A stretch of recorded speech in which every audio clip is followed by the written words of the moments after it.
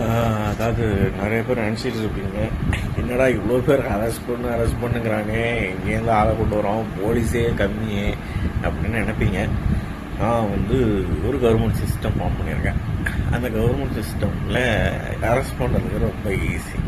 ஏன் அப்படின்னா மக்கள் எல்லாருமே போலீஸ் தான். ஸோ நான் என்ன பண்ணுவேன், அந்த சிஸ்டத்தை நீங்கள் பாருங்களேன், நான் அரெஸ்ட் பண்ணி காட்டுறேன். அதில் ஒரு முக்கியமான விஷயத்த சொல்கிறேன். இந்த 1% தான் இந்த ஜூஸு, இந்த 9ங்கெல்லாம் அவனுங்க தான் ரொம்ப பணக்காரனுங்க, அவனுங்க கண்ட்ரோல் பண்ணானுங்க, இலுமினாட்டி எல்லாம்.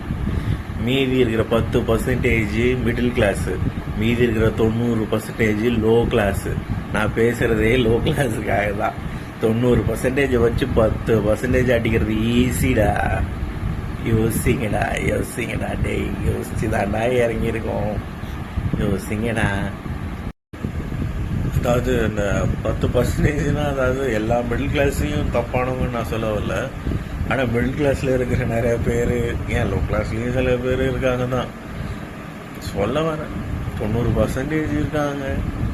நீங்கள் தப்பு பண்ணுறவங்க மிஞ்சி போனால் இன்னும் ஒரு 5%, 6% இருப்பீங்களா middle management politics, government politics, Illuminatis, அப்புறம் வேறு டெரரிஸ்ட்டு, அது இது, இந்த பிரைப் வாங்கிட்டு இந்த அங்கே பண்ணுறது அது பண்ணுறது.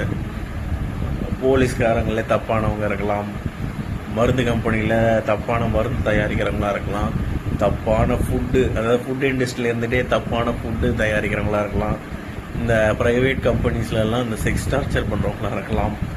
இந்த மாதிரி ஏகப்பட்ட பேர் இருக்காங்க. அவங்களெலாம் அரெஸ்ட் பண்ணுறதுக்கு ஆள் இருக்காங்கன்னு நான் சொல்லுவேன். வேற ஒன்றும் இல்லை. அதாவது ஒன்று நினச்சா அதை நடத்தணும் இல்லையா, நடத்திக்கலாம்.